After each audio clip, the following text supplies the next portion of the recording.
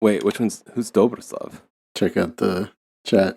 Oh That's shit. Dobroslav. No, I much prefer Spasi to this guy. Okay, yeah. I don't think this dude's gonna do the maybe you think he's got like the ASMR voice also? No, I don't think so.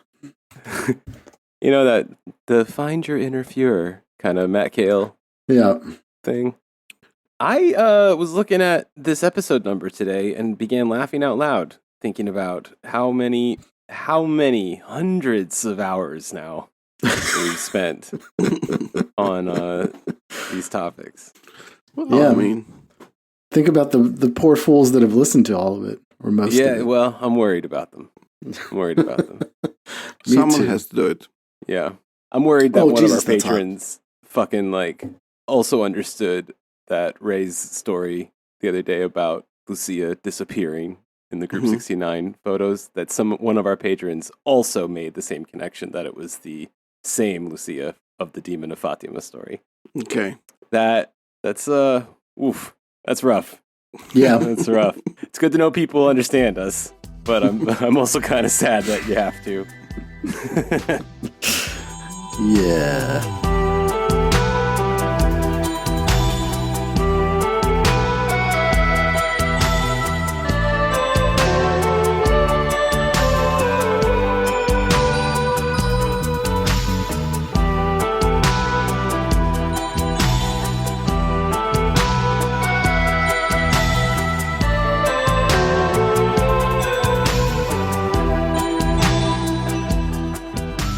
Vera brings all the Slavs to the yard. It's not Runvira today. Oh. But close. Welcome to The Empire Never Ended, then. Okay. With Boris, Fritz, and Ray. Yep. Hey. It's not Runvira today. It's not Runvira. All right. It's some other kind of... But they are Slavs who like Hitler. Well, yes. Huh. Some like Hitler more than others. That's They his don't like whole life Jews. story, you know? Isn't that just Hitler? They don't like Jews.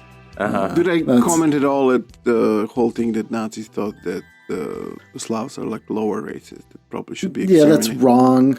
Okay. They're just ignorant. I mean, according to Yemelyanov, Germans came from Asia. They're not real Aryans. Like other Europeans that aren't Aryan Slavs came later. And that's only after the Jews conquered Rus-Salem. Okay. So are Slavs Hyperborean? Depends on who you ask. Do you realize... Some of them, yes. That, Ray, do you realize that you asked almost these exact same questions last time Boris did the Slavic Native Faith episode, like at the very beginning of the episode? You want to know instantly now. Okay. Every time we have a new fucking Slav, you need to know if they're Hyperborean. Like right off the bat. Because I know that like Hyperborea is a big thing in like Russian fascism. Yeah, it is. And for a lot of Native Faith people, Hyperborea plays a big role. Maybe a little less Dugin so. is probably responsible for that. Yeah. I think it goes back even a little before Dugin. Okay. Can I just say that I love how you guys do small talk? Or not before Dugin, but like alongside Dugin, there were other people advocating for this Hyperborean because Dugin stuff. was like supposedly like allegedly a member of like an underground circle of like traditionalists in the renegade nonsense that existed since the 60s. So I guess they were the people who were reading this crap about Hyperboreans. Exactly, and they were reading Blavatsky, and they were reading all kinds of other stuff. Yeah. We're going to talk about that a little bit. Or I mean, those kinds of circles for sure. Although I think Hyperborea won't really play a factor into this episode. You know, the thing is, I wanted to do, you know, before the arc ended, the inter-arc, the endless inter-arc. Yes. And it is almost over. Yes. Oh, wow. Episodes away. I did want to revisit the Slavic Native Faith because we did that a few months ago. And I think, well, I said that I would do some of the Russian ones because we focused mostly on Ukrainian guys last time. Right. Yep. And it's just such a massive topic. You know what I mean? Like, I don't know if we could cover it in, you know, we'd have to do an entire arc. And so I think of every once in a while, I'll just come back to certain things, groups, people. Because as I was thinking about this episode and who I was going to talk about, I was like, okay, well, I got to talk about Valery Yemelyanov for sure. And then that like sends you into a whole bunch of directions. And I get to the end of that and I'm like, man, I didn't even get to mention Kandibaism, which I talked about a little bit in the previous one. And I'm not even going to get to it, I think, in this episode. And then what about the I could just hear people, Ingilists or whatever? I can feel all the people like unsubscribing as soon as you said you're not covering. Though, who was God damn it, Kandiba's not in this? Fuck this. No, they should stay subscribed and wait for the episode specifically. And wait for maybe when I do a Kandiba episode like 4 months from now or something. I'm not giving these guys $5 to not cover Kandiba. I mean, it's been a while since the intro to Slavic Native Faith. No, it's been quite a few months. Wait, so what are we talking about? Is this still Slavic Native Faith? This is Slavic Native Faith. Okay. Right. We established in the intro that it's not particularly native or ancient or even Slavic at Do you times. mean in the previous episode? In the previous episode? Uh-huh. Yeah, definitely check that episode out. And I think I'm going to do a little recap just because it has been a little while, and it's good to refresh our memory because, somehow this is important. Oh, yeah. Anybody with medallions that shiny needs to be repeated. For our lore. Nobody looks as cool as Silenko, unfortunately. He really had that cult leader look down. I really love his whole getup and vibe. That guy's amazing. Mystical AF. So, like in the last Slavic Native Faith episode, we traced the origins of the key components of Native Faith, basically to the 20th century anti-communist nationalist diasporas, primarily in Europe and North America, primarily Russian and Ukrainian. Of course, one of the kind of the most important text of all Slavic Native Faith, or neo-paganism, or Rodnovedy, or whatever you want to call it, is the so-called Book of Veles, which we've talked about a lot of times, but just as a reminder, was a literary forgery. It is fake. That was discovered, quote unquote, by a white Russian / Ukrainian, depends on who you ask, emigre Yuri Mirolyubov, who claimed that he had been given these tablets, ancient tablets written in some Proto-Slavic language and script, that he spent his life deciphering. These tablets were conveniently lost during World War II, and all that remains are his photographs and drawings of said tablets that he himself translated. But the language is obviously like modern, right? Or like combination of modern Slavic. It's an invented language. It's like what somebody would imagine a Proto-Slavic to be, especially what an East Slavic person would imagine Proto-Slavic to be. And of course, the script, Slavs didn't have a system of writing before Cyril and Methodius made one for them so that they could read the Bible. And it's some sort of kind of thing that looks a little bit like runes with the Sanskrit-looking line over it with some resemblance to Cyrillic as well. And of course, the Book of Veles chronicles the stories of ancient Slavic gods and spirits and deities, and kind of establishes this pantheon, among which there are kind of gods and deities that I guess weren't previously known about, because people did know about, some of the core Slavic gods people knew about, despite, Christianity having wiped out most Slavic temples or, whatever existed before.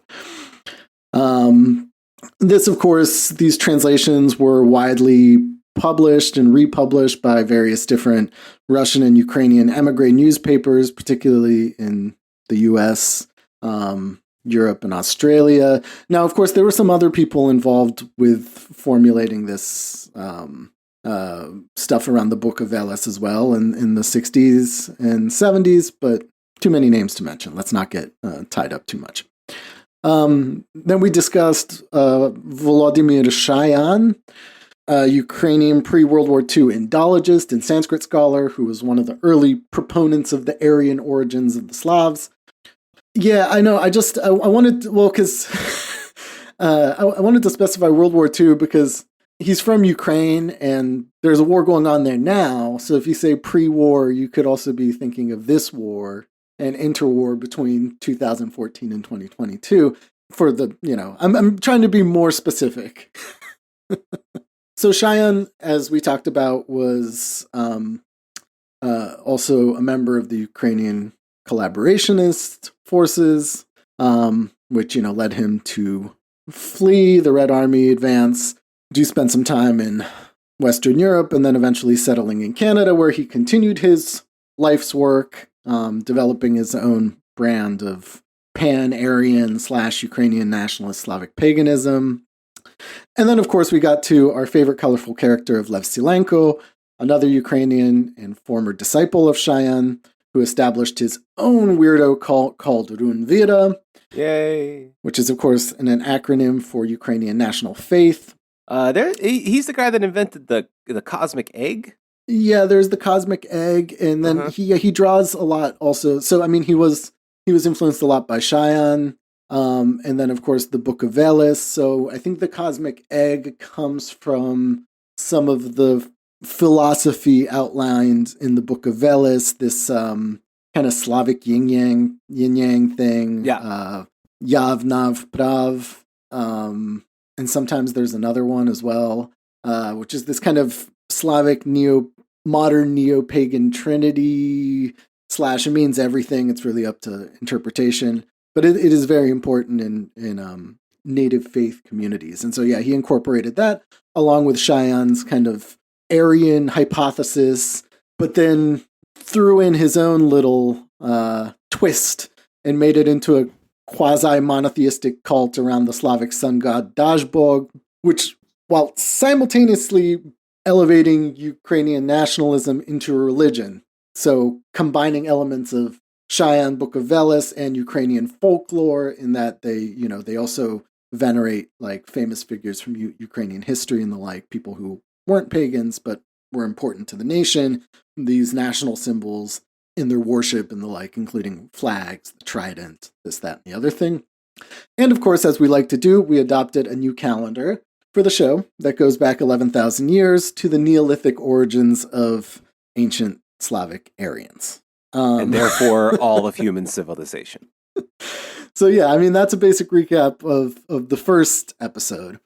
And we focus, like I said, mostly on these two Ukrainians because of the important role that they played in developing certain core ideas that would later flourish in post-Soviet native faith revival, as well as to illustrate that much of what is called Slavic native faith can be traced to the 20th century, to 20th century emigre nationalist circles, and especially the Cold War.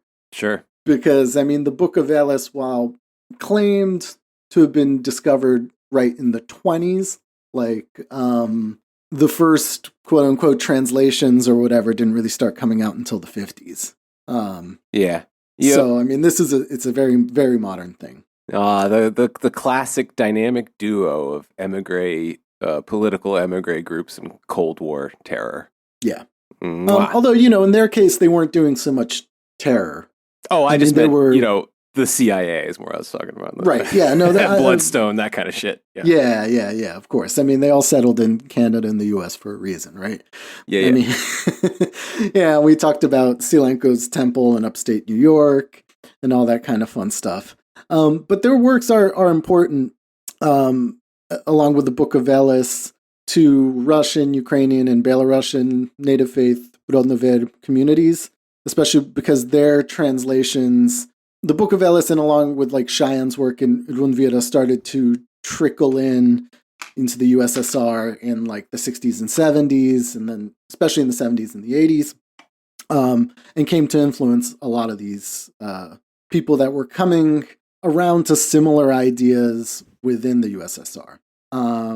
So today I'm going to focus a little bit more on Russia. And like I said at the top of the episode, there's just so much here and there's so many different characters that I'm going to really try to narrow it down a little, as much as I can, just so that we don't get too lost in names and groups. Because there will be some like important groups that are even too big to cover in this episode, like Pamyat. But we'll kind of just briefly summarize them when we get down to it. All right. So this is a grab bag kind of a... Yeah. And it is a grab bag kind of an anti-Semitic grab bag. What? But simultaneously one of the most accurate but also worst possible show descriptions for The Empire Never Ended, someone could have said, I think. Yeah. It's, yeah. So when I said that it's an anti-Semitic grab bag, we know from the last episode that Shayan and Silenko were also anti-Semites. Yep. But for them, the conversion of Kievan Rus to Christianity opened the door to domination, both from alien Jewish Christianity, because Christianity is Jewish to them through and through its method of Jewish control and domination. Magian. Yes. But also to the domination of like the Russo-Moscows, the Russians, and the Russian Empire, who subjugated the native Ukrainian people. Thus, for them, Slavic Native Faith is a way by which to reassert a unique Ukrainian identity in the face of this kind of Judeo-Masonic Muscovite imperialism. In Russia, the situation is a little bit different, and I touched on this a little bit actually in the end of that episode.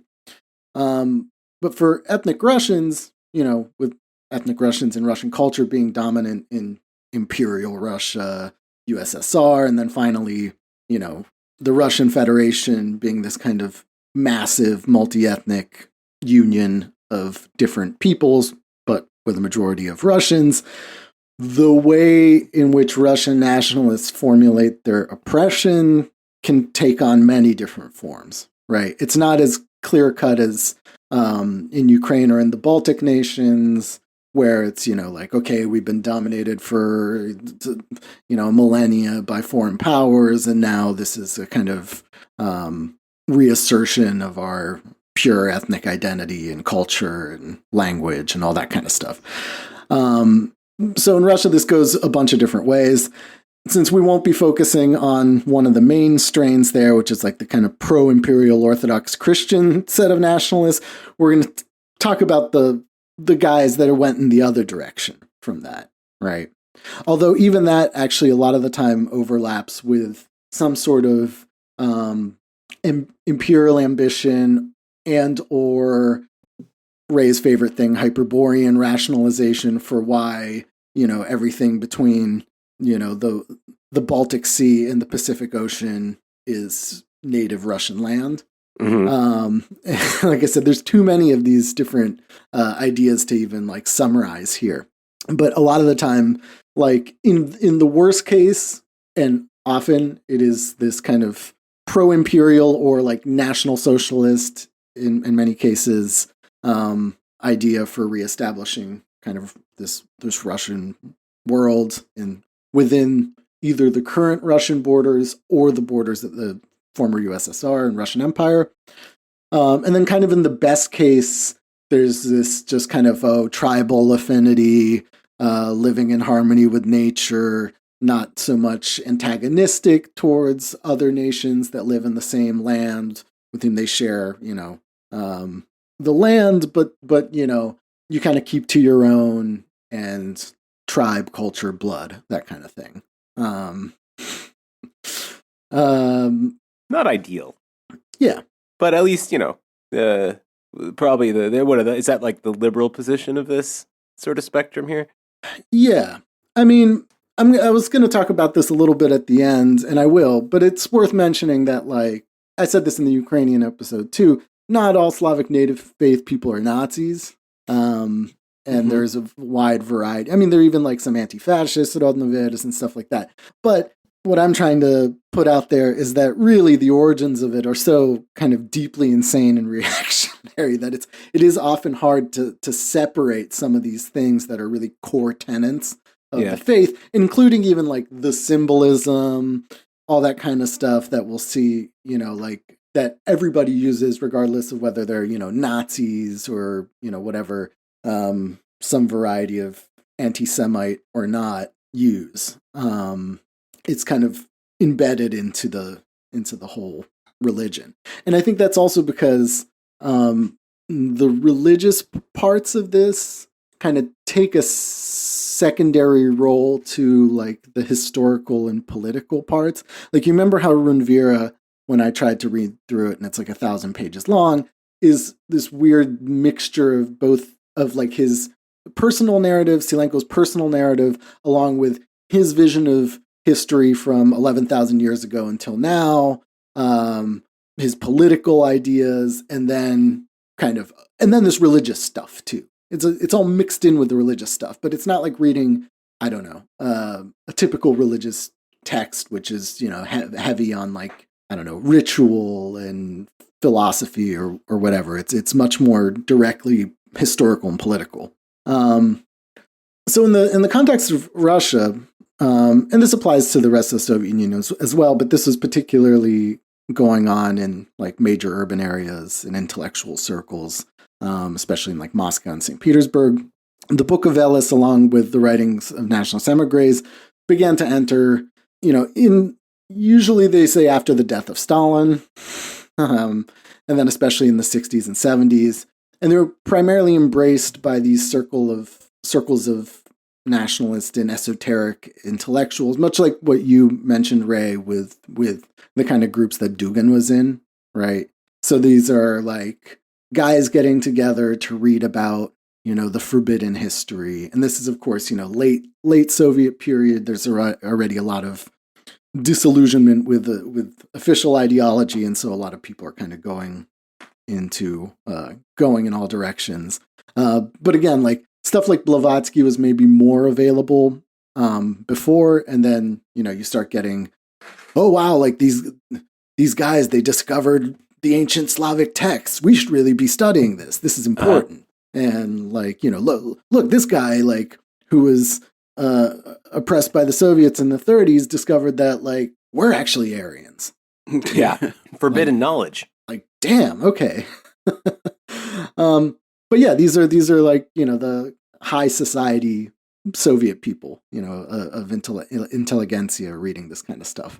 But interestingly, in a different way than what the emigres were doing, a lot of them kind of kept to this contemporary Soviet historiographical veneration of folk culture over like, empires and religion. Which I guess was definitely also a big part of the ideology, especially during this time period. So it did allow for some, let's say, official inquiry into this kind of stuff, right? Folk culture, pre-Christian culture, especially since there was some Soviet concern about increased religious activity with the coming anniversary of the Christianization of Rus and all this kind of stuff. So there's some ideological stuff at work. But it is interesting that a lot of the guys that come to native faith from within the USSR are kind of doing so within the constraints of the official ideology at the time. And that can lead to some very strange things, like we'll see here in a minute. So one of the guys that I want to focus on the most this episode is a fellow by the name of Valery Yemelyanov. Ooh, give us that again. Valery Yemelyanov. All right.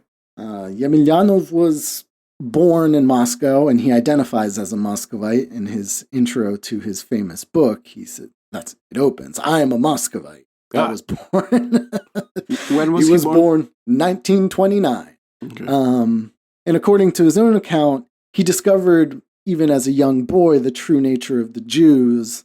Okay. When he saw, since he's a Muscovite and he grew up around these Jews, he saw what the Jews were doing during the Nazi advance, in Operation Barbarossa and the invasion of the Soviet Union, that all the Jews got together to escape. He doesn't really. But wait, so they're conspiring. Okay, conspiring to not save get their holocausted. Yes. Which also I don't think really happen that way. But okay, whatever. But I mean, even if it did, like, what could possibly be his complaint about that? Like, yeah, well, maybe there were some people that wanted to, kill them. Yeah. But, they didn't go anywhere to the Soviet army or whatever. Like, so not only is it like talking about? Not only would it be like a totally irrational thing to do, but also it didn't happen. Yeah. Yeah.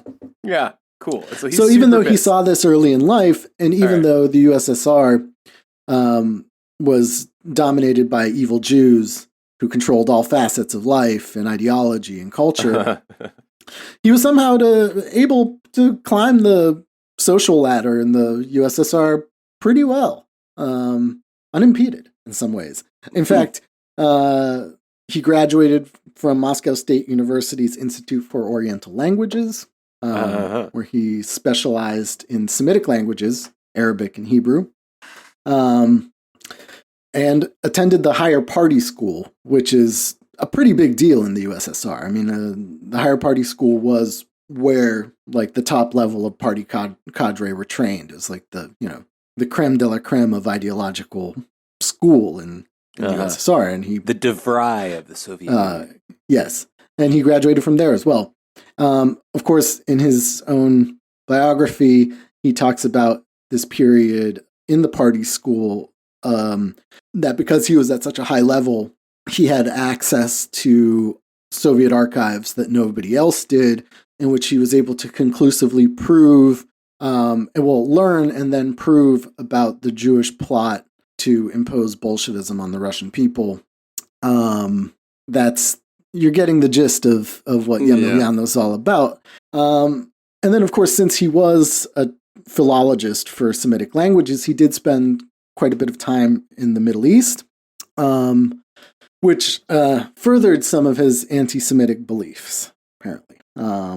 He was, I think he spent, now it's not exactly clear from what I read exactly where he spent the most time, but he was definitely in Syria for quite a while. Okay.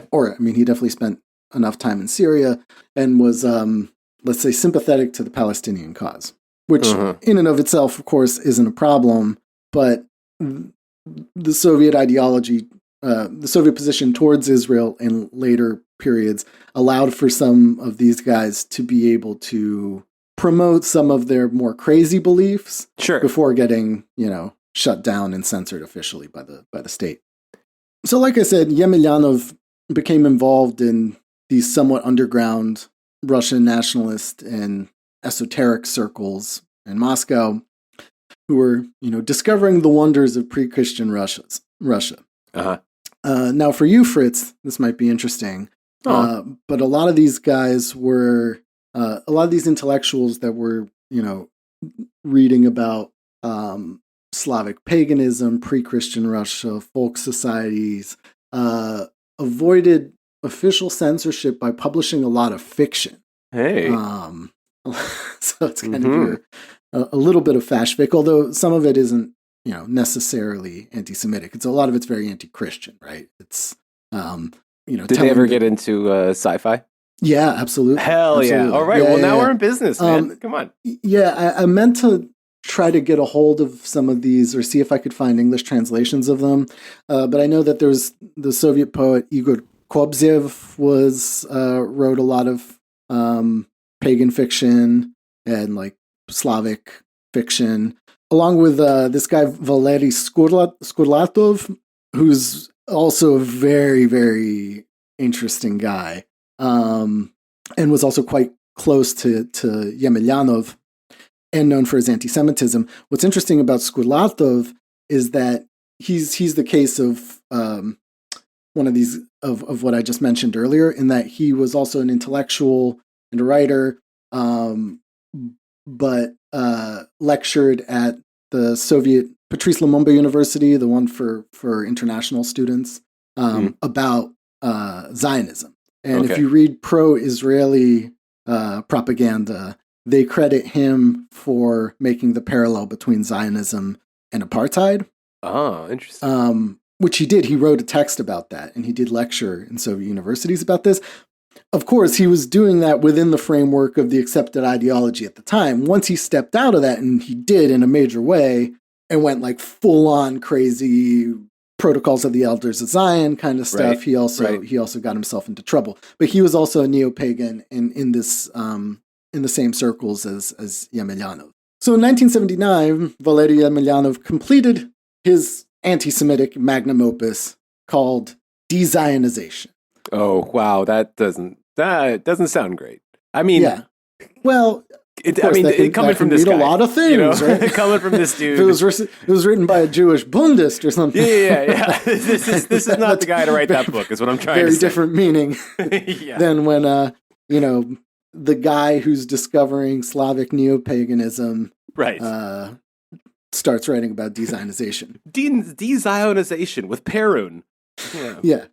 Svarog's vision of de-Zionization.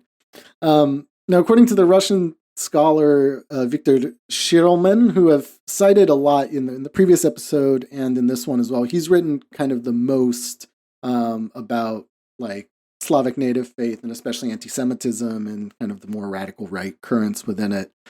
He claims that the book was actually published in Syria in 1979, which is, of course, under the rule of Hafez al-Assad, the current Assad's father. That's the only place I've seen it. Of course, this is again cited in Wikipedia and the like, but I haven't confirmed it elsewhere.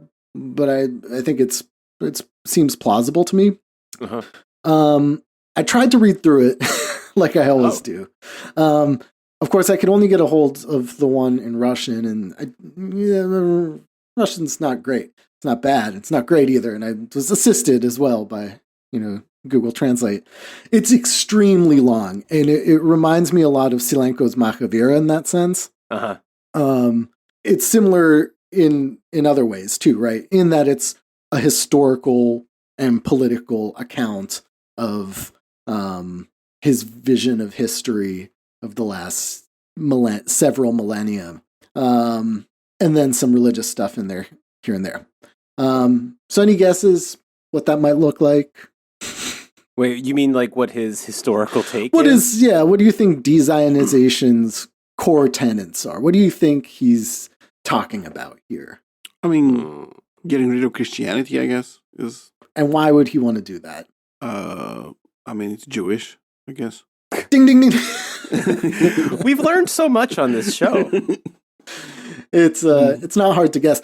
Oh, you know what's interesting about this? And I read another Slavic neo-pagan anti-Semitic text called the Strike of the Slavic Gods by this guy Vladimir Istarov.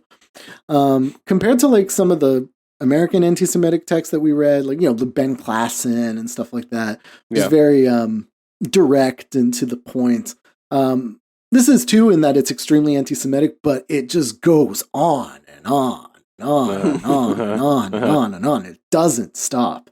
Yeah. So I'll give you a little taste, just from the very, very beginning of the book. Okay. The question of the correct relationship between the national and the international has not left the agenda for many centuries. Nowadays, when internationalization of society occurs most intensively, the clear distinction between true internationalization becomes especially important. The best service to world civilization, service to all humanity on the basis of the utmost development and preservation of the best that has been accumulated over the centuries by each nation, and the imaginary internationalization, the real name of which is cosmopolitanism, that is, without a clan and without a tribe.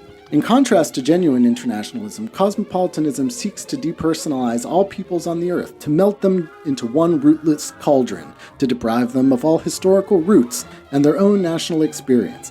At the same time, cosmopolitanism at all times had its main goal to replace love of one's own fatherland with supposedly international love for the so-called people of God. Boo. And the entire complex of its biblical values. So, okay, that's run-of-the-mill, rootless cosmopolitanism, anti-Semitism. Yeah. But now we're getting a little bit more specific. In Rus, a radical change in ideology took place only twice, in 988 and 1917. Oh, of course. Both spread. Times by force. Nevertheless, in the so-called superstructure, in the field of ideology, this year has been 988, has been the same world historical significance as 1917. After all, it was in 988 that the International Zion managed to crush the main and practically the last at the time, center of Aryan ideology, replacing it with reformed, or rather, Osperantized Judaism in the form of the eastern branch of Christianity, i.e. Orthodoxy. Thus, the largest autochthonous people of Europe was put to the rails of mass replication of the Judophile, while simultaneously splitting on all of its former Aryan history, ideology, and culture. It was from this year that the above-mentioned imaginary internationalization began in our country, the disastrous consequences of which, the Great October Revolution, blah, blah, blah.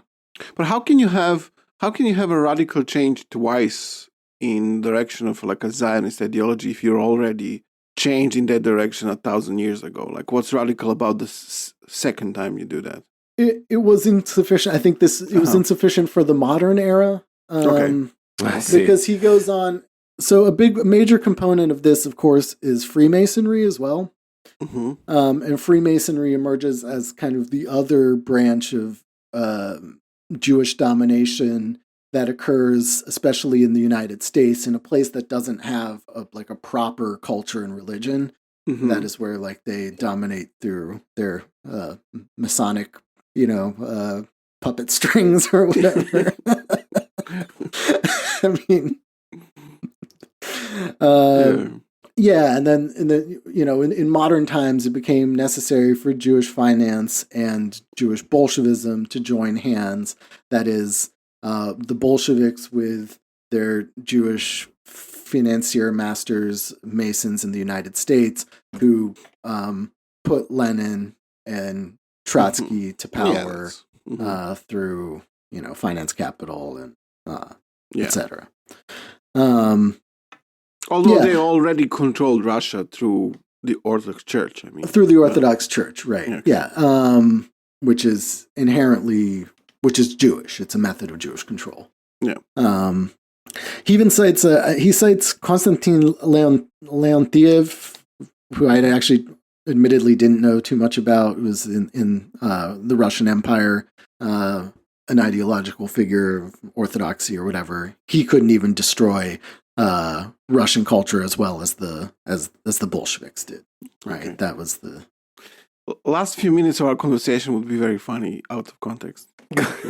Well, that's why we're making this one a free app, so I don't have to make a trailer for it, because that would radically change our audience, I think. Yeah. You see, it's through the Freemasons that they do. Yes, but also, of course, the church is instruments of Jewish control. Yes, of course. Of course, right. Yes. Right. So many times we get messages from newer listeners who complain that we got them in trouble when they were blasting our show out of their car speakers. Oh, no. You can't listen to the show without headphones, I think. Or, at home alone. Yes. Not in your car. We had a friend who happened to turn it on in a crowded parking lot when I was doing James Mason voice. Yes. It's like, I'm a pedophile. The white race.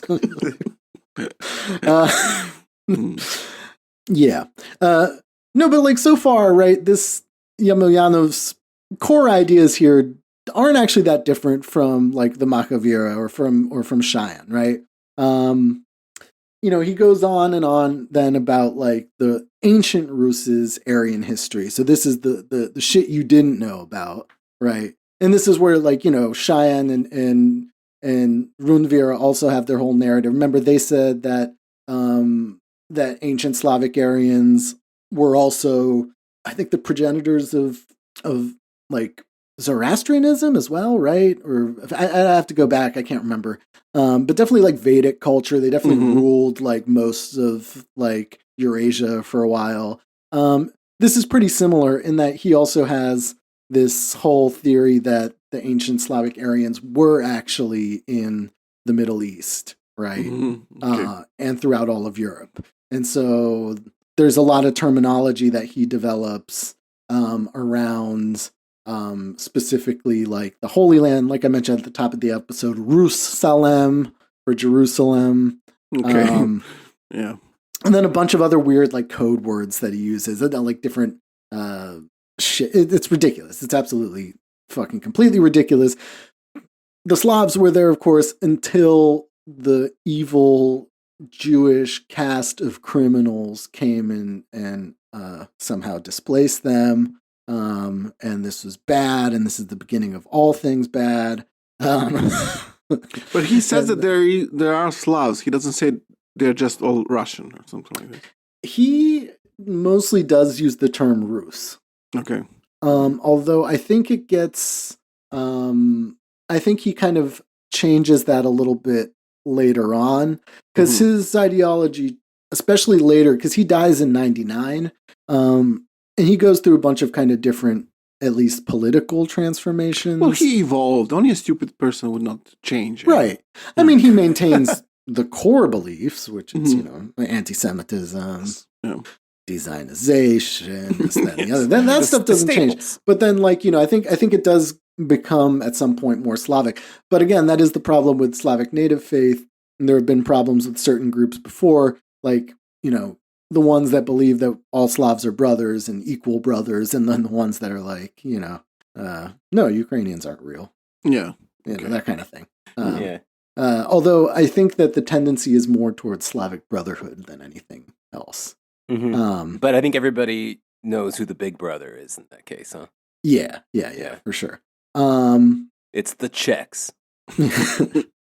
So after the Jews kind of destroyed the Holy Land and created this horrible religion that they wanted to impose on everyone. Well, you're right. This is going to just sound ridiculous out of context.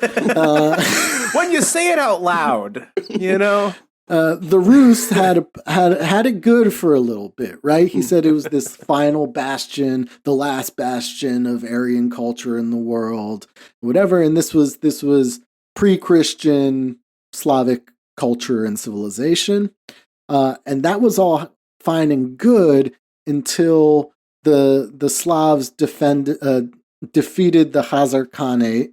Okay. I was wondering when the Khazars were coming in. Yeah, they have to come in, of course. Yeah. I mean, this is classic stuff, guys. Yes. These are the fundamentals here. So the Khazars get mad that they got fucked over by the Rus, and they decide to enact revenge, and they do that by starting to influence pagan practice. And so things start going south for the Rus and for the Slavs in general when the Jews start corrupting their beliefs by introducing bestial practices such as human sacrifice. But Khazars at this point, are they Jews or what's going on? I don't fucking know. Okay. Yes, they are. But also, I think at this point everyone is, because there are lots of Christians. Right. Yeah, who isn't? Yeah. Right. And then finally, the nail in the coffin is when they, trick and convince Emperor Vladimir to adopt Christianity in 988 or whatever. Because this is an anti-Semitic widespread ideology that says that Ashkenazi Jews are originally of Khazar origin. Yeah. Which I'm not sure. I think I read about that a million times, but I kind of forget why was that even what's the significance of that even? Well, if you watch The Fall of Cabal, like I keep saying, you'll learn that all these Nazis aren't actually anti-Semitic. They're anti-Khazar, who are the fake Jews that have taken over the innocent religion of Judaism. I actually have no idea why they go to these lengths, to be honest. Yeah, but in this case, this guy doesn't think that... because he thinks that Judaism is the problem, no? Right. I think that's more prevalent among Christian anti-Semites, right? Because then they have to somehow rationalize the fact that their religion has common origins in has origins in Judaism and on, whatever.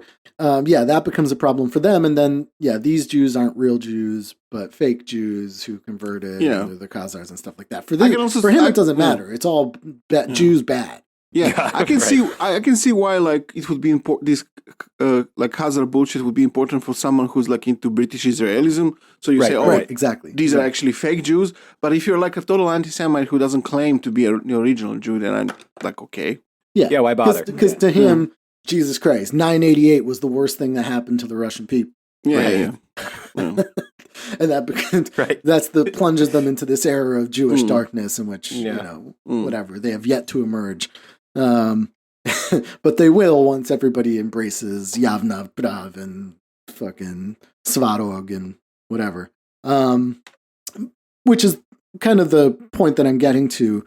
Crucially, Dzionization draws heavily and references upon Slavic pagan belief and the Book of Veles to situate his historical narrative, right? And that's what kind of makes it stand out from other, let's say, run-of-the-mill anti-Semitic texts that might have been coming out at the time. This is okay. Like he's drawing heavily on this like paganism that, of course, like I said, he was in these intellectual circles and cultural circles in which this was popular, and they had just gotten a hold of the Book of Veles earlier in that decade in the Soviet Union, and so like this is kind of laying the ground for what would become more important in Russian native faith, Rodnovery or whatever, because this is an important book, and he starts a very important movement as well. So I did mention, but like, so the Slavs that were in Europe are the Vendish Slavs, and then the European people that came later, like Germans, Celts, they come from Asia and also kind of got rid of this. So do you mind if I just read it just quickly, another thing from there too? Oh, please. It was the Vends who formed the backbone of the Aryan linguistic substrate and were the main guardians of the pan-Aryan ideology. The purity of language and ideology was allegedly preserved only in the expanses from Novgorod to the Black Sea, where the idea of the trinity of three triune trinities... Okay.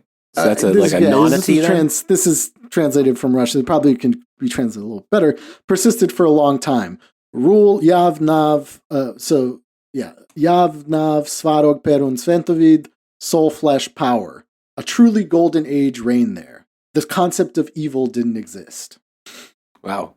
So a triune of trinities, that gives you a total of 9 angles, by the way. Yes. Yavnav, Prav, Svarog, Perun, Svetovid, and soul, flesh, power. Soul, flesh, power. Soul, Great flesh, record. power, baby. Yeah. Classic. I think I heard that one. Yeah. Back in 79. You ever hear Soul, Flesh, Power? That track Dzionization.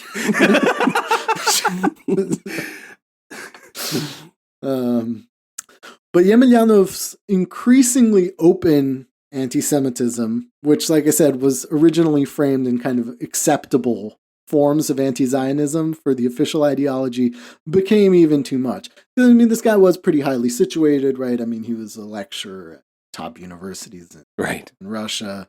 Yeah. He started really openly saying that, Brezhnev was a Jewish puppet. Like, everybody is a Jewish puppet.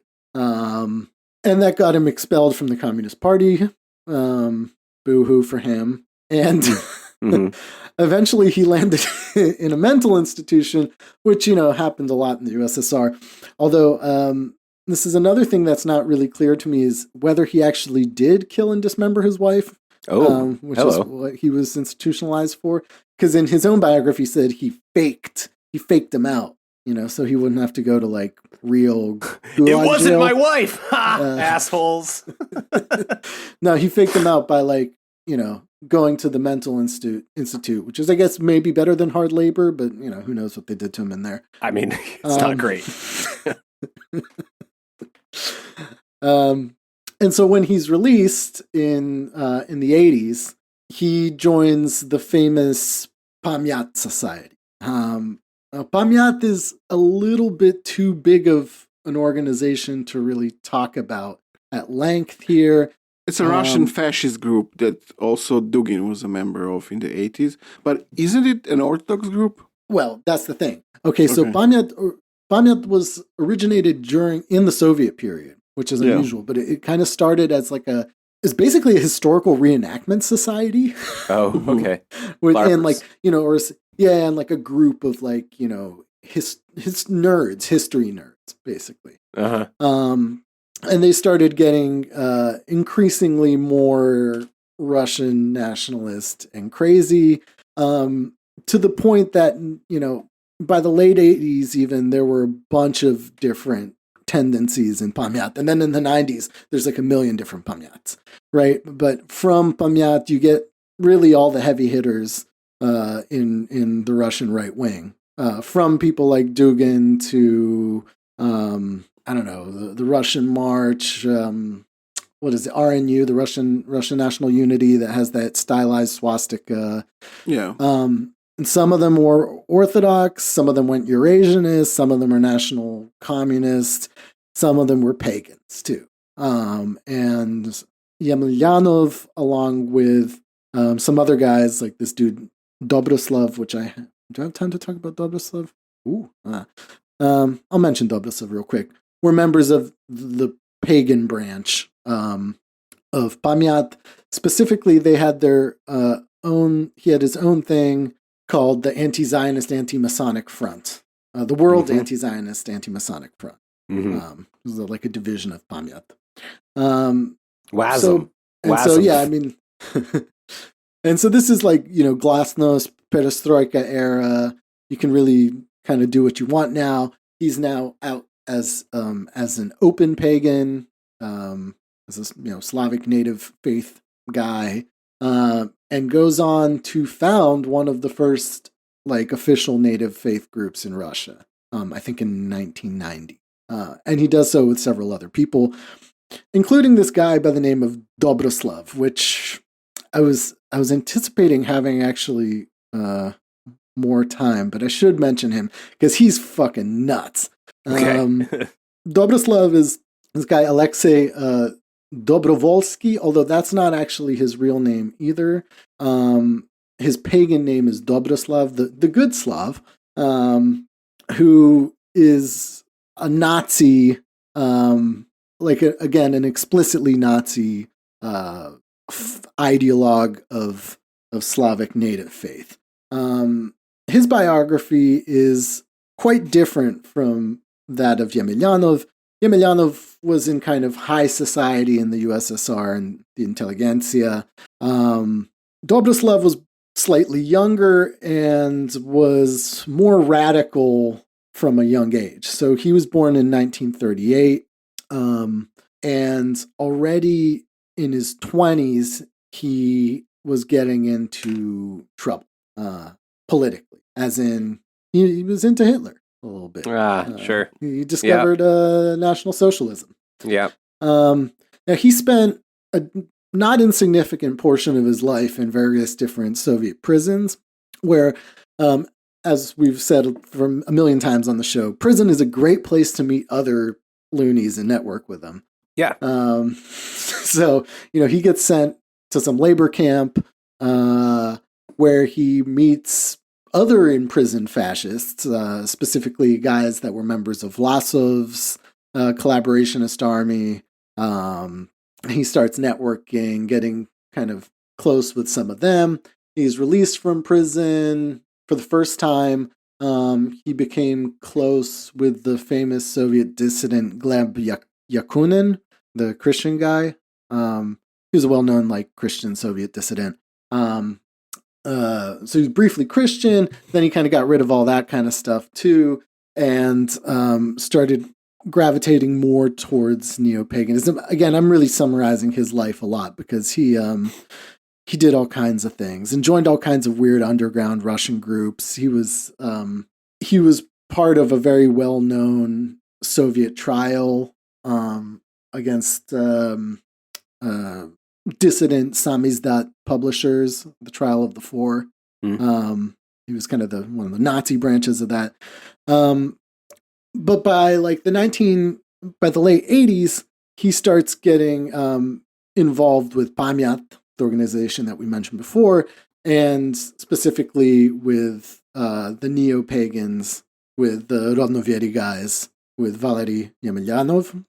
And what's interesting about him for the kind of paganism aspect of this is that he's credited with introducing the symbol of the kolovrat to Slavic Native Faith, which is this big deal. Yeah. It's the Slavic swastika / sun wheel. Yeah. Possibly one of the most prevalent symbol is like the symbol of Rodnověry. Yeah. And that was reportedly introduced by Dobroslav in this first Russian, like Slavic Native Faith group in Moscow in 1990. So I mean, he's very much he's very similar ideologically to Yemelyanov, at least in the beginning. So I mean, he says, but he's more nature oriented and kind of at some point gets less focused on things like the Book of Veles and more into just like straight up ancestor and nature worship. Sure. But so he says stuff like nature swallowing capitalism is an ugly child of Judeo-Christian civilization, and the only way is to go back to our primordial pagan values, away from the cult of profit to the cult of life, back to our solar religion, admiring nature. Uh-huh. And then, of course, all this anti-Semitic stuff is sure 100%. In fact, I read an interview with him on his old website. He died in 2013 or so, but you can still access his old website on the Wayback Machine. I read an interview with him, and they're asking him about some other like Soviet dissidents, and they ask him about Solzhenitsyn, and he just like turns his name into like Judeo Schlitzen or something like. Oh, like, wow! Like he's this dude is a hardcore Nazi. Yeah.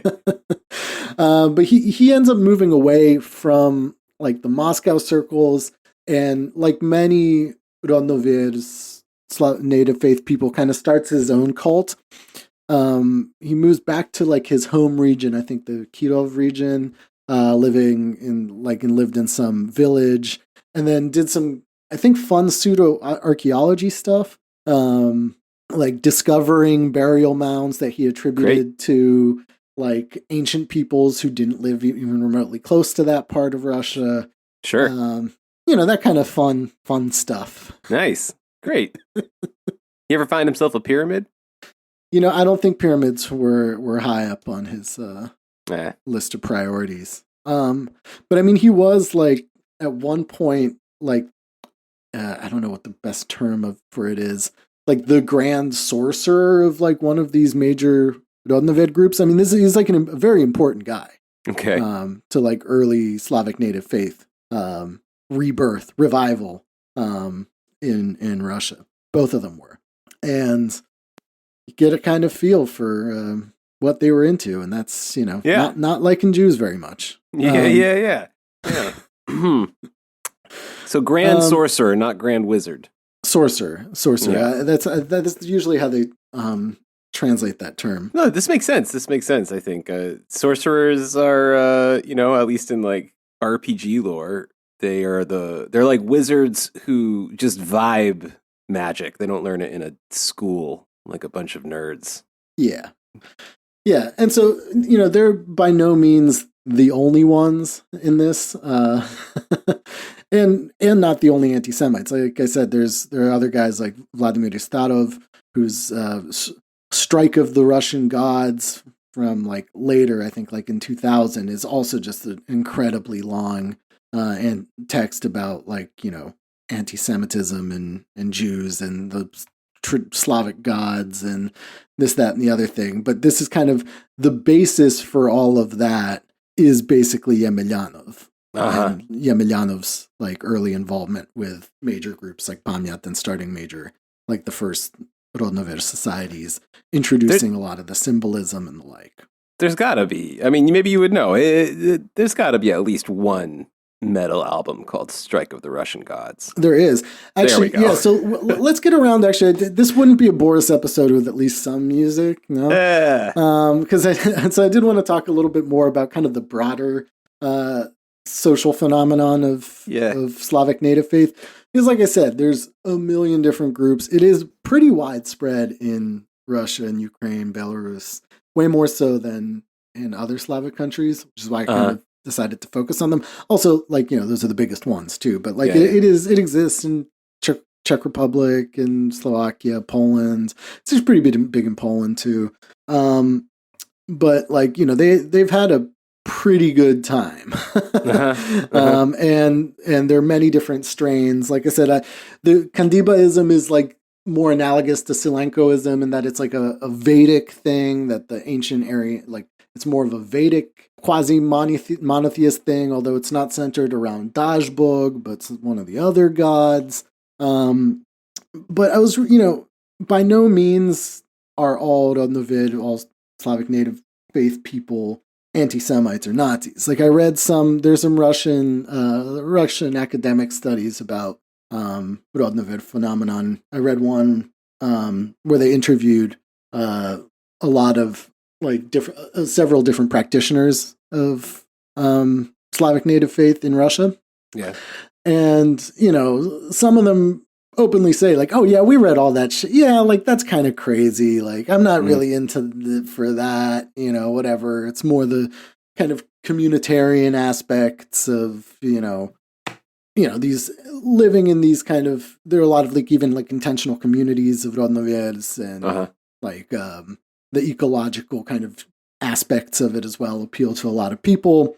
And for a long time, it was mostly like an urban and middle class and like upper middle class phenomenon until it started to spread throughout subcultures, primarily through music, right? Like through Slavic neo-pagan metal. It's a big deal on the metal scene.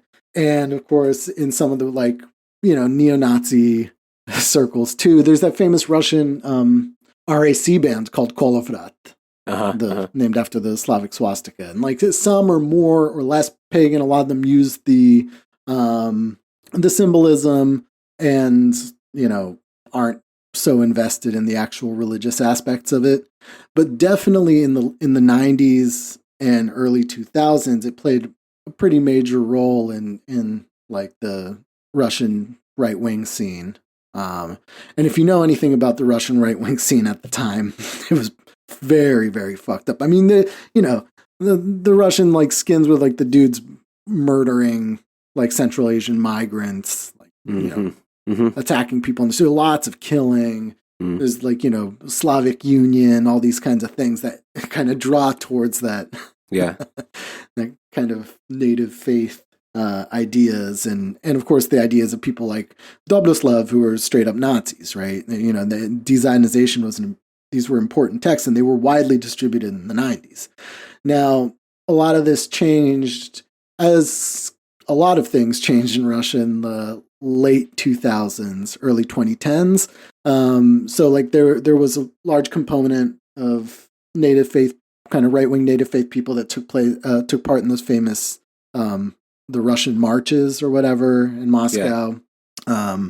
And groups like Pamyat and all the things that they turned into were very active until Russia enacted some of those anti-extremism measures, which Putin did in the late 2000s, early 2010s, which kind of curtailed most political activity, including a lot of Nazis and like left-wing and like anti-fascist activities in Russia as well.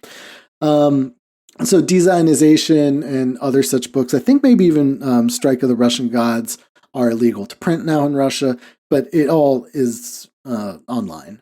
There was actually a good Russian study about native faith in online communities, which is very interesting.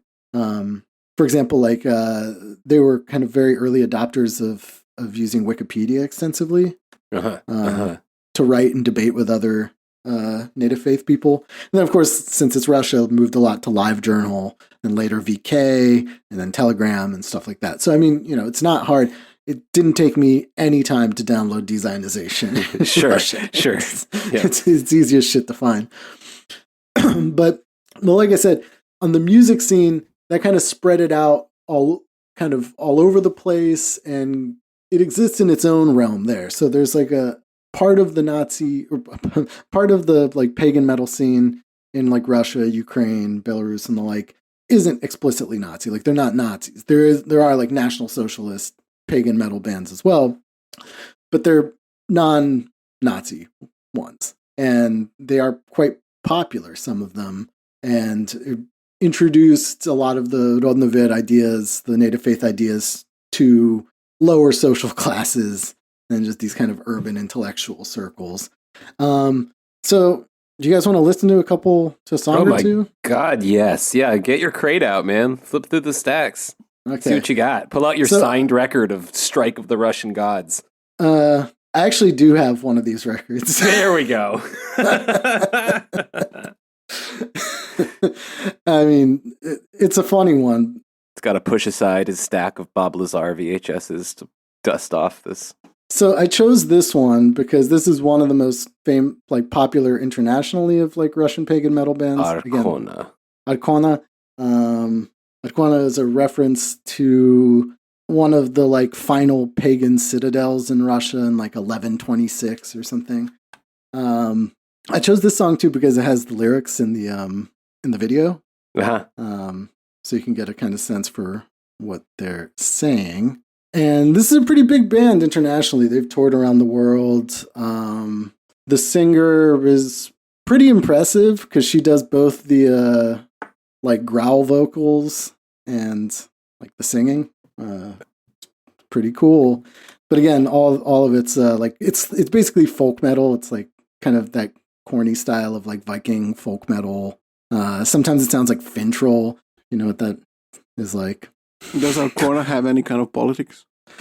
No, they're pagans and they were an apolitical pagan band. Although, since they're from Russia, the singer has taken an anti-war stance with the war in Ukraine, and I believe they don't live in Russia anymore.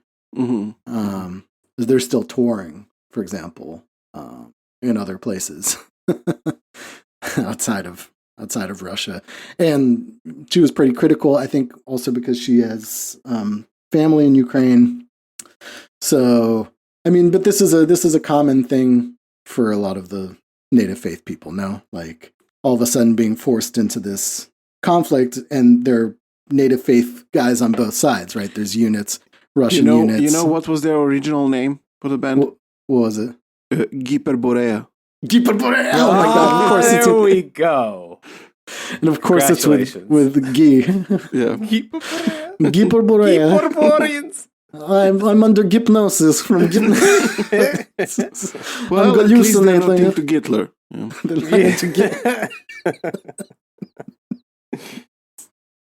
Jesus Christ. All right, so should we listen to this song? The song is called Возрождение, Revival, Renewal. Okay. Okay. Yeah. Oh, sweet visuals already. I love it. Yeah. Medieval shit, even pre-medieval shit. This is ancient stuff you're seeing here. Pagan fires. Slavic idols, three-headed totems. Yes. Nice.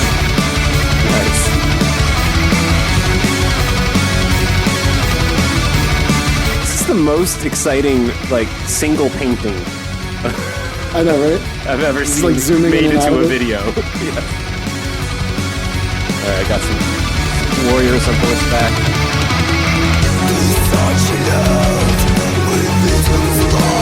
Face the evil for 1,000 years. The blood red fog soaks our ground. Randy, did you grab the clank? No, I don't know what that is. Here we go. Grandfather Velis.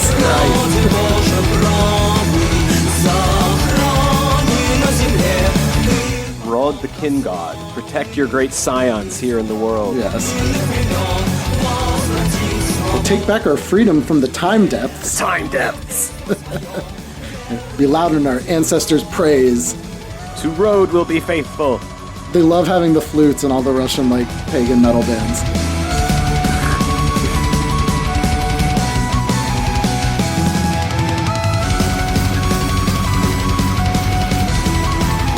There's some sort of god riding in the sky. A ghostly army in the sky, led by Velis.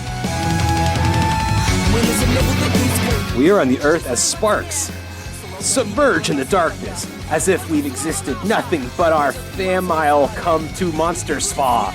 May our glory abide her forevermore to be persisted in any light of vital fire. It is worth being afraid to die. If we're descendants of glorified... Question? Svarog! Yes. Svarog, give us your aegis. Lord God, behold our word. Fellas, Yes. let us be the sage lords. Herun, let us to hit the foes. Awesome. I love this. Light. Step, but Step steps, winds like blow. steps. Yeah. Of course, it's about steps. We're the gods seen. We bear here below the belief that was lost. Oh, some totems. Pretty sick. I like them.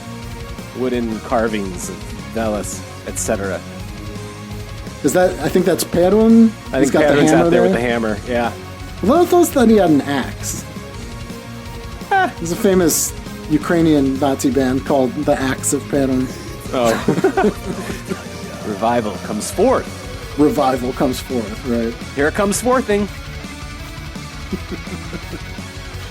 Yeah, so, I mean... I love it. Actually, there's one more verse here that I think's important, and then we can stop All it. right. Do I like Russian neo-pagan metal? You do, because it kind of goes hard, no? Yeah.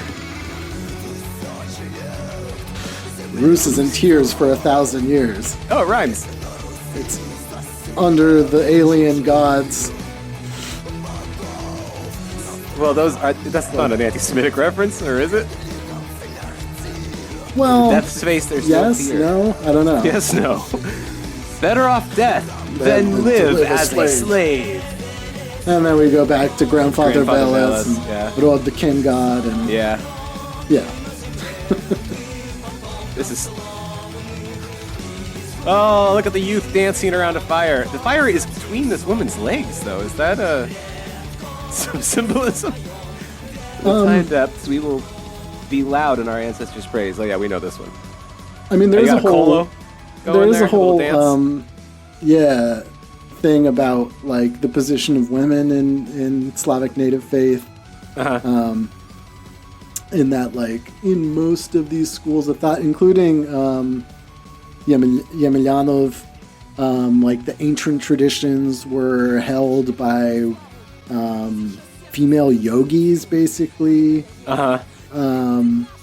And in some of these interviews I've read with like with women who are practitioners of Native Faith, there's like a lot of this kind of empowerment stuff. Although it's all in the context of traditional gender roles, specifically kind of. Yeah, you see some pictures of like the modern traditional motherhood and stuff fly by us here on the video. Yeah. Yeah. There's some falcons fighting on the steps. So it's it's an interesting song. Yeah, I think it's kind of emblematic of a lot of Native Faith thought in general. Sure. Right. They list off all the gods, and then revival is happening now. Yeah, it looks like they're burning a cross in this picture, but it's an effigy. Well, it's an effigy. A sacred effigy. Yeah. And you're reclaiming something after thousands of years of darkness of an alien faith, which is of course Jewish.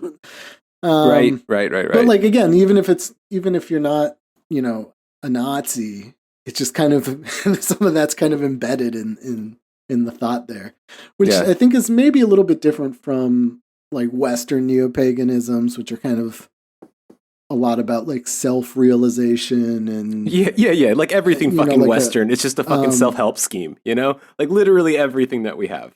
Whereas all the Slavic Native Faith from all of them and from the very beginning emphasized completely the idea of like the community, the rod, nation, the blood, this and that, which is more important than your personal spiritual growth or whatever. Sure. Yeah. You're but what's the way to put this? Pawns in the great game of the gods. Yeah. Trust in their strategies. Should I give us one more? Mm-hmm. Well, I have become a hardcore fan, so keep it coming. Yeah, let me find the one. So I had the lyrics to that one too. I've almost finished carving the kolovrat into my arm. I think I need one more song to finish it. Yeah. It's got a lot of little arms on it, It takes a while. You're going to go get a Kolovrat tattoo now? No, I'm carving. I've got a ceremonial blade here. I'm just getting her done. Let me just get... It looks a bit like a spider right now, though, I gotta say. Slavianska Vostaniet. Here we go. Okay. Now, I'm going to give you Pagan Rain. Pagan Rain, Pagan Rain. I know that song. Classic song. Pagan Rain! Yeah, that's from Last Rated Sky. That's from Knez, right? Or the artist formerly known as Knez?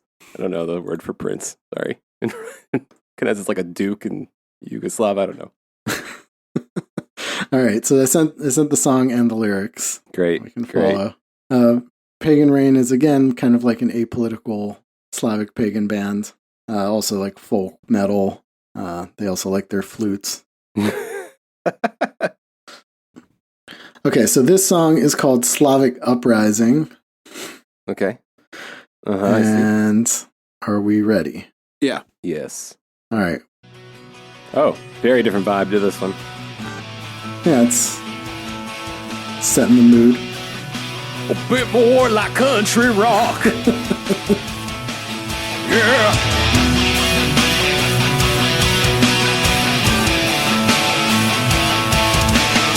These dudes get to have their little bagpipes and balalaikas. And wow. All right. Yeah.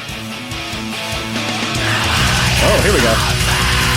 The bloody sun is burning over the fields. Yeah. The air is filled with the spirit of war.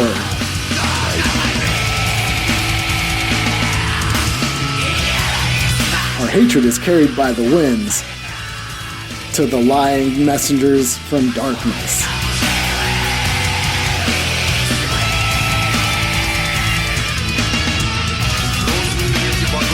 The menacing faces of the gods shine in the skies. Radagast rules the fierce battle. Great horror freezes in the enemy's eyes.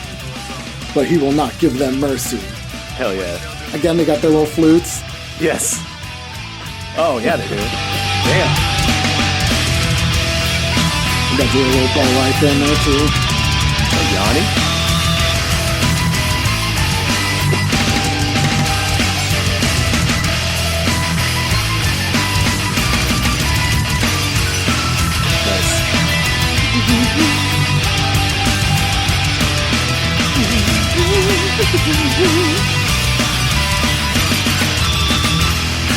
That's going to be in my head for the next year, that little hook there. I know, right?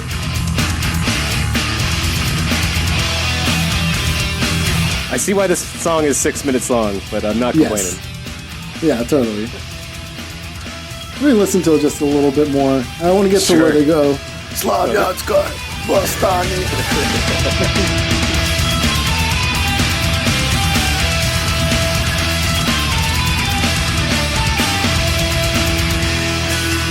Man, I'm gonna have to think about incorporating more Slavic metal into our soundtracks on this yes.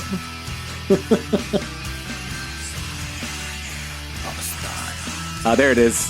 Slavs. Oh yeah, there's a little bagpipe. Yeah. The traditional Russian bagpipe.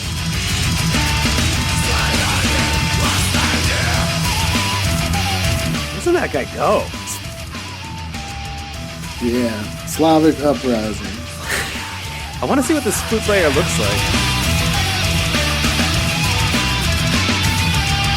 Oh, he's the star.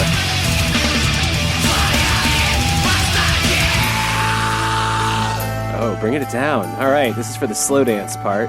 This is the slow dance part. Yeah. Grab your...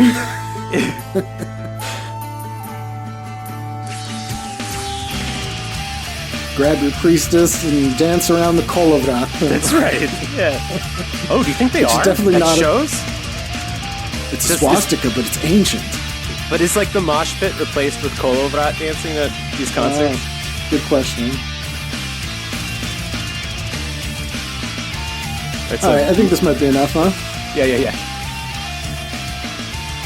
It's I seem to remember having more lyrics, but it just keeps going on and on. Yeah.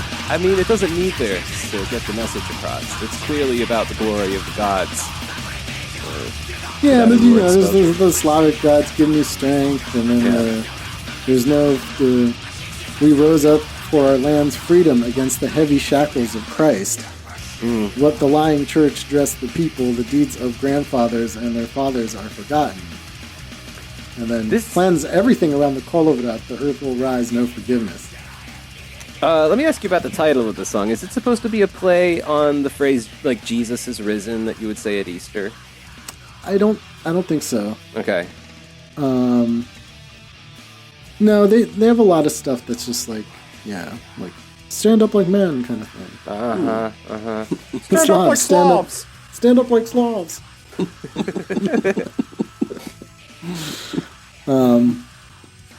So you can see how this has like a pretty broad subcultural appeal. I mean, Arcona, like I said, is big. Their videos have like millions of views and shit. Well, one of their songs was featured in The Office. Oh, nice. And again, well, this is why, like, whenever you talk to like a Slavic neo-pagan who's not like a Nazi, and they'll be like, well, but those are ancient symbols. It's got to be like, no. And are some things really worth reclaiming? I don't know.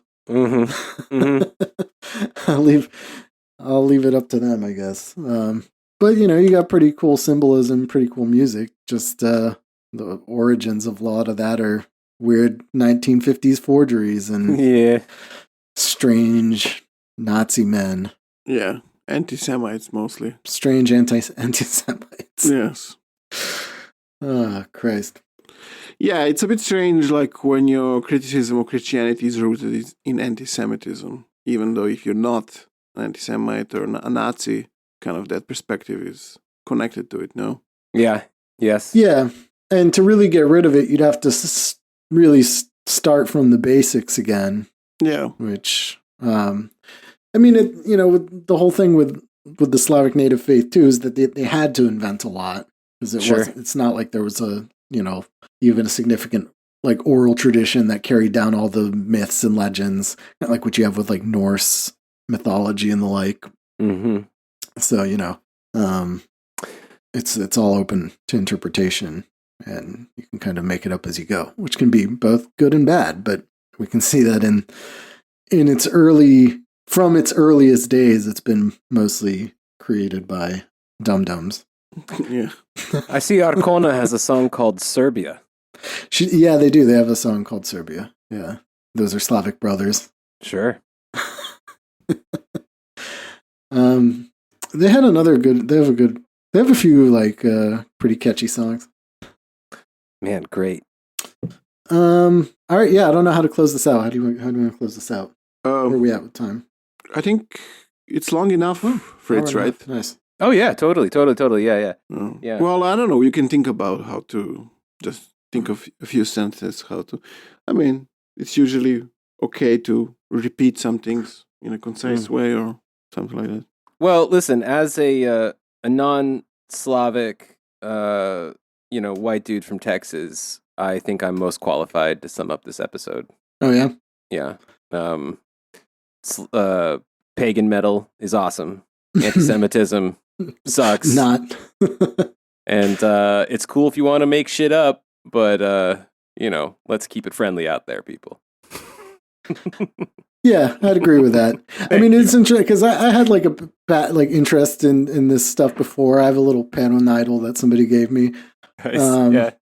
You didn't carve it meticulously yourself. I did not carve it meticulously, but it was given to me. And I found it interesting until I started reading more about it. Like, this is ages ago, and then I'm just like, oh. And I've had numerous interactions with people, both in person and online, who are like defending the Kolovrat symbol or something, and be like, no, but this is like it existed before Christianity. I'm like, no, it kind of didn't really. Yeah, right. Yes. Yeah. Not even like really your close. basis for thinking that is some fucking like crazy anti-Semite from like 1957 who was just like, yes, this thing was found on an ancient temple millennia ago. Right. Yeah. All right. Oh. So, I mean, we might keep this series going. Oh yeah, I think we'll every once in a while. Yeah. I was thinking about And so like this reminded me because like the only music episode that we haven't done yet is like NSBM, like Nazi black metal and stuff.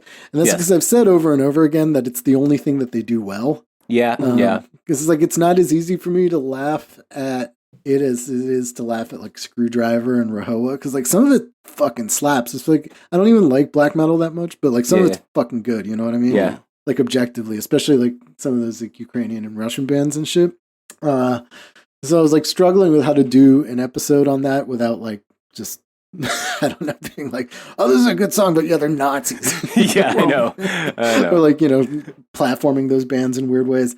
So we can make you listen to neofolk again. There you go. Yeah. Well, no, what I was thinking would be fun is to do Native Faith or like Slavic pagan metal versus Death to the World Orthodox punk and metal. Oh, okay. All right. And do it as a kind of battle. Yeah, I like it. See who comes out on top. I like that. I suspect that the Nazi metal one will. Well, we don't have to put out the episode then. Yeah. We don't have to put out the episode. It's done. But it might be fun for premium episode at least. All right. Well, this was probably our last, like, let's call it serious episode before the beginning of the next arc. I mean, things always happen on this show, you know. You never know, but that's definitely the plan. And on Patreon next week, we have quite an adventure in store for everybody, and we'll be returning to the Hollow Earth together to see what awaits. Yay! For free listeners who don't know what I'm talking about, well, that's what the Patreon's for. Yeah, plug it. Yeah, for a price of a cup of coffee, you can keep a group of poor podcasters out of the call centers and in your headphones. Yes, okay, so we definitely need a Slavic metal cover of our song. That's the last thing I want to say. If any of our talented fans out there want to give us a perfect metal cover of a North Korean, like, I think we need to ask take it. Professor Falcon to help us with that. Yeah, absolutely. Yeah. All right, guys. See you later. Bye.